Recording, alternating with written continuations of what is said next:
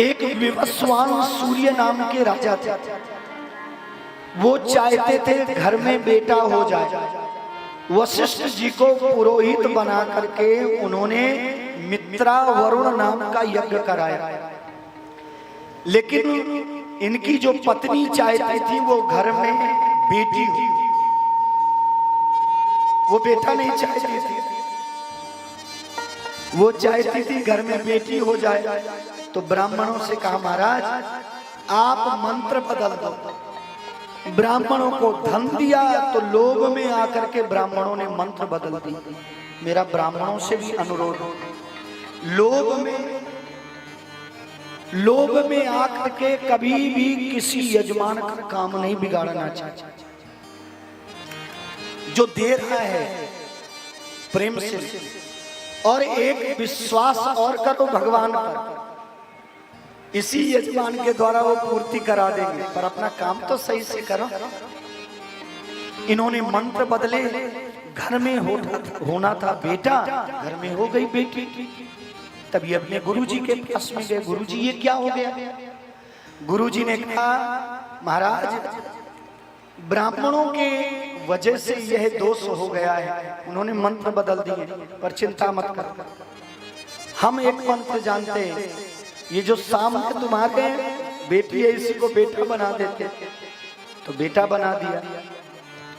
अब जब वह 16 वर्ष का हुआ, अपने साथ के सखाओं के साथ में निकला शिकार खेलने के लिए, तो भगवान के उत्तर क्षेत्र में पहुंच गए। उत्तर क्षेत्र किसका है? भगवान शंकर का।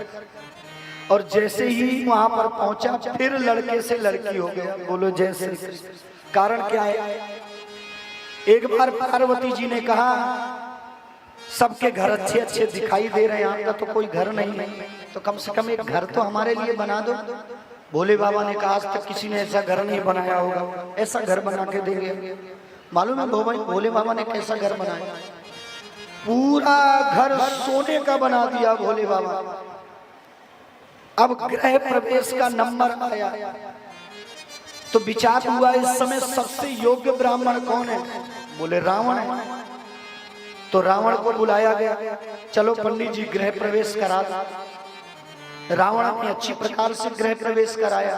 भोले बाबा ने कहा, पंडित जी दक्षिणा कितनी हुई और दक्षिणा में क्या चाहिए? पंडित जी ने कहा, ये अपना घर ही हमें उठाए के दे दे। भोले बाबा जैसा यजमान, भोले बाबा ने कहा, ए मस्त ले जाओ यहाँ से। और वही चल के आगे सोने की लंका कहलाई है। बोले भगवत्सल भगवान की जय। पार्वती जी ने कहा, एक घर बनाया था मुश्किल से, वो भी रावण मांग के ले गया। भोले बाबा ने कहा, तो एक काम करते हैं, तुम्हारे और हमारे अतिरिक्त इस उत्तर क्षेत्र में जो भी आएगा, यदि पुरुष है तो स्त्री हो जाएगा, ये श्राप हमारे ऊपर नहीं लगेगा, बाकी सबके ऊपर लगेगा। आज जैसे ही इसने प्रवेश किया, फिर पुनः लड़के से लड़की बन गए। बुद्ध ने देखा, विवाह किया, कालांतर में पुरुरवा नाम की संतान हुआ। अभिप्राय क्या है? आप कहेंगे इस प्रसंग को यहाँ पर क्यों सुनाया जा रहा है? सुखदेव गुरुदेव कहते हैं, देखो राजन, बेटा और बेटी में कभी भी फर्क नहीं देखना चाहिए। कई लोगों के घर में बेटियां ही होती हैं, तो दुखी रहते, एक बेटा होता तो कितनी अच्छी बात। अरे नहीं साहब, जो बेटा सेवा नहीं कर सकता, उससे ज्यादा बेटियां सेवा करती हैं।